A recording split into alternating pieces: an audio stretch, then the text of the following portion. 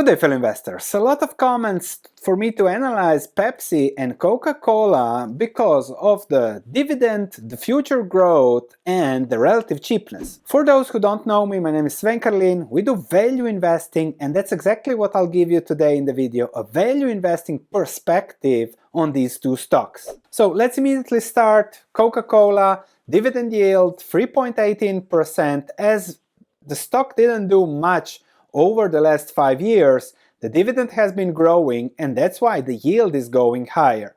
Similarly, Pepsi, the stock is down significantly over the last 2 years, but the dividend is even higher than Coca-Cola. Let's start with Pepsi. From their last presentation from the CAGNY conference, of course, it's not just one bottle of sugared water, but there is so much more when it comes to brands, to distribution, and that is the worth also of these companies. If you look at revenues, 91 billion revenue, 200 countries, 14 billion in core operating profit.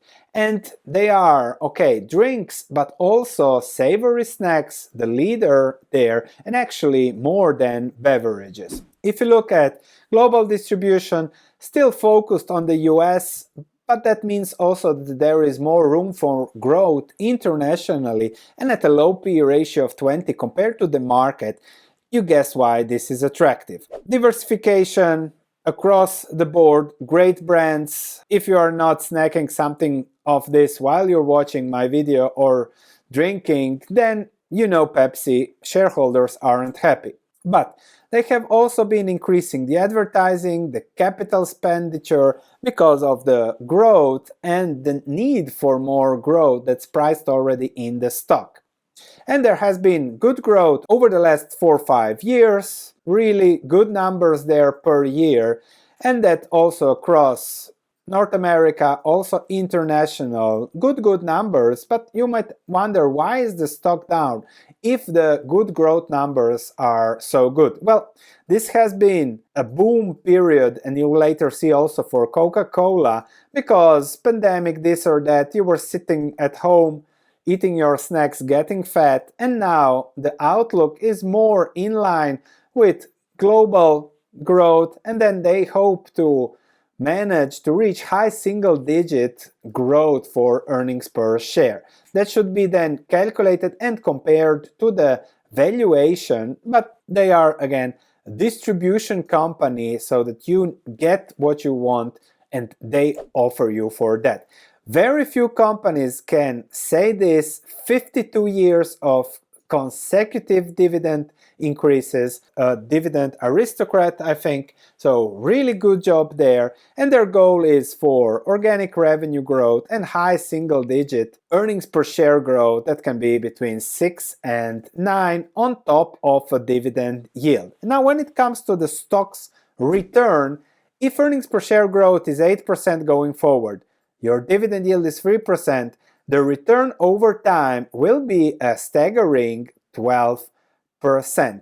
No question about it. However, the growth, and that's also perhaps why the stock has tanked recently, net revenue performance down 0.6%, EPS change 5% down, and if they say 8% up, 5% down is not 8% up. And if we look at the numbers here, we must look at the great period over the last few years, but then if you look at the period before that, for 4 years there has been practically stagnation, and net income didn't grow that much, especially over the first 5-6 years. So that is something they are issuing, that, okay, they're, like, say, having a stable capital structure, but okay, doing some repurchases and focusing on the dividend. But you can see here, in order to grow the dividend,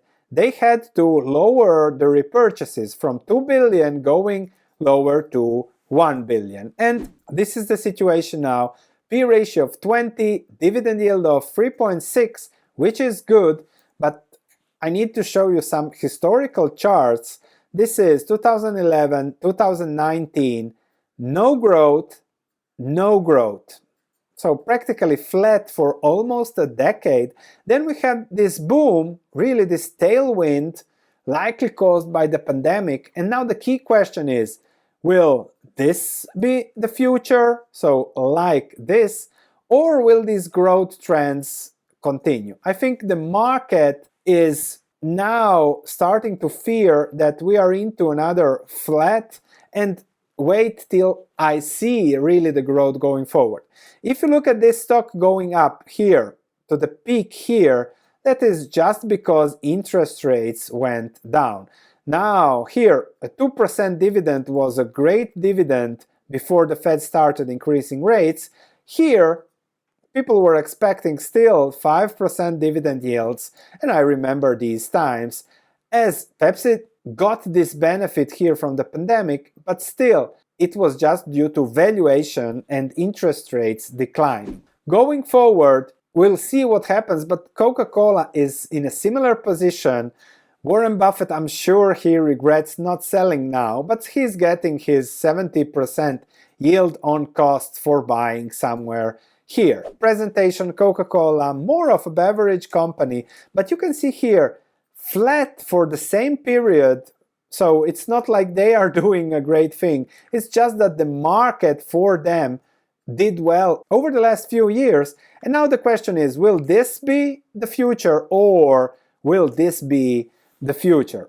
The proof is in the P&L. No, my friends, it's not in the P&L. It's just that the market worked for you for the last 2-3 years and they took advantage of it. Free cash flow went higher, but here you have it at least possible to see it. Flexibility to manage potential IRS tax case payment. I went to check about it, and this is where all the companies, also Starbucks and everyone, went to Ireland to pay the 1.4% tax during that period. And we'll see if Coca-Cola will be forced to pay this huge sum of money. But okay, they have the flexibility, but that is 1 year of earnings. In the meantime, they keep growing the dividend. They are also starting to do some repurchases, which then, compared to the lower dividend yield there, again, we can go back and look for a decade of flat revenues and flat net income despite the disposal of the bottling of the this and that.